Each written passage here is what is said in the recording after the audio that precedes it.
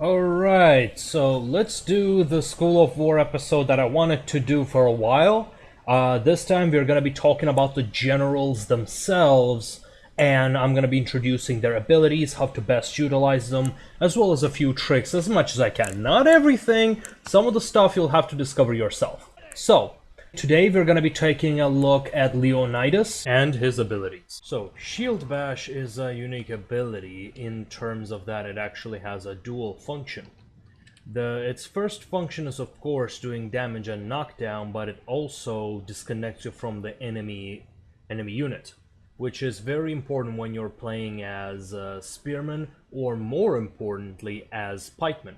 And we're gonna see that how it all works together. So I'm not gonna be demonstrating its standard function because it just, does damage to all the units you are in contact with. But I'd like to demonstrate its main functionality. So, as you probably all know, whenever you are in a melee engagement, you cannot use your phalanx ability. And what Shield Bash does, it gives you a time frame where you can use, where it disengages you and you can use your phalanx.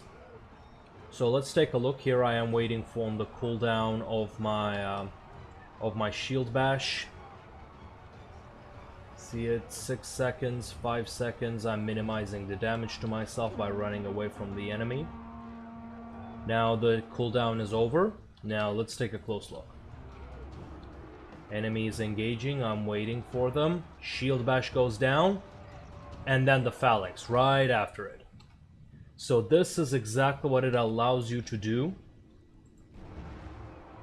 Now with the phalanx down, this tier 7 cavalry is not able to fight my tier 5 pikemen. So this was the main trick with the Shield Bash. It does very good damage and gives you a time frame to put down your phalanx. Now on to the next ability. Alright, now let's take a look at our Fight in the Shade, which is the Leonidas' anti-missile ability. It is very useful, and especially on higher tiers is almost as effective as Testudo. So let's take a look at its use. Right now I'm in like last few minutes of a battle. I have 3 units of archers coming down from the hill. Now a lot of the enemy infantry has chosen to ignore my pikemen, and they instead are going for the base. Now let's take a look. So okay, we have, just as soon as they came in, I had activated my Fight in the Shade, which is a great ability because it also activates instantly, a lot like Testudo. So while the archers are in flight, you can still do it. I turned around. Oh, that's another important thing when you are in Shield Bash. It only works in a cone in front of you. So if the missile is coming from behind you, it is not going to block anything. So we have seen one volley, second volley coming down, 95% of it blocked, even then it did 275 damage.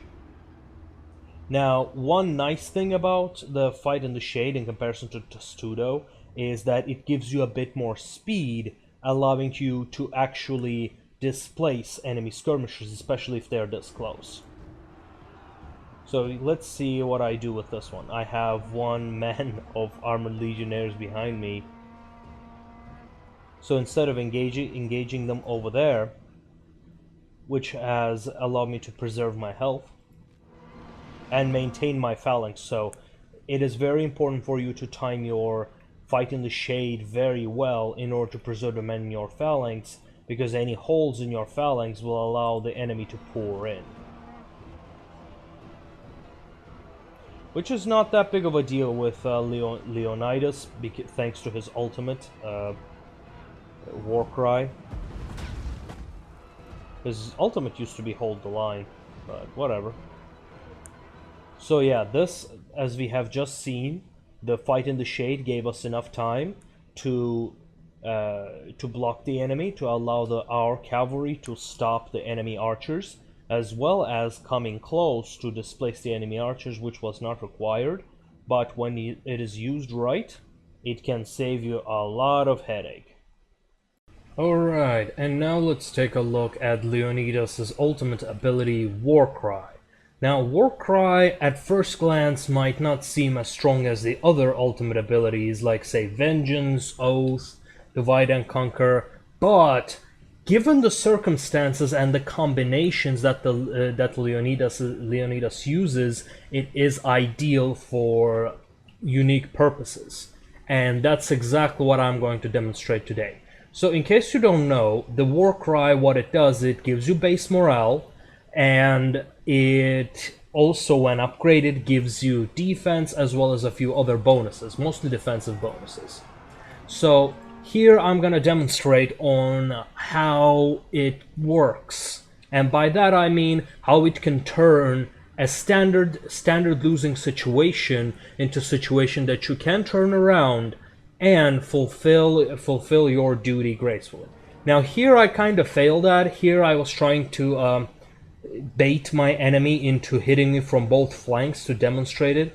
For those who have played pikemen before, as you know, pikemen are invulnerable from the front, but on the sides they will crumble immediately. Now, combined with the Warcry, let's see what happens. So here you see me deliberately pushing my pikemen forward. Now the enemy tier 7 cavalry and tier 7 sword infantry is coming towards me, as well as the dogs. Under normal circumstances, no infantry would be able to survive this, especially morale-wise. Now, boom! I have just activated Warcry and my morale went down, but now take a look at this. My morale is going up instead, while I still retain full control of my units, despite the enemy's Warcry.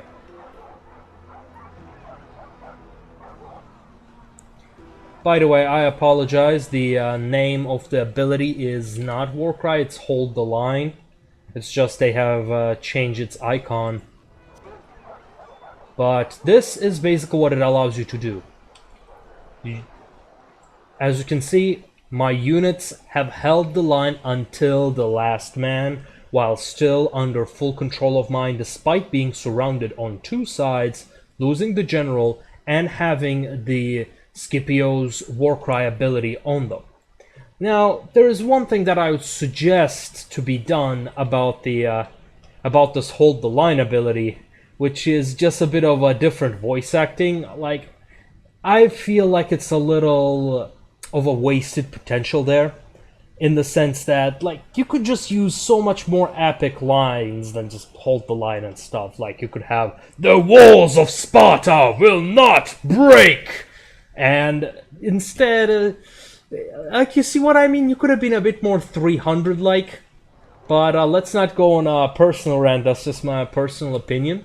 And so that's basically what it does there. I got overwhelmed, but what it allows you to do, even if you're surrounded, it gives you a second chance, both you and to your allies. So Hold the Lines, another perk is that it's an area of effect. So if you're fighting with your allies, it will also give the same bonuses to your allies, allowing for some really good combinations, maybe when we talk about tournaments in the future. Alright, and that was, I believe that covers all the abilities of Leonidas. I hope you enjoyed it, and we'll see you next time.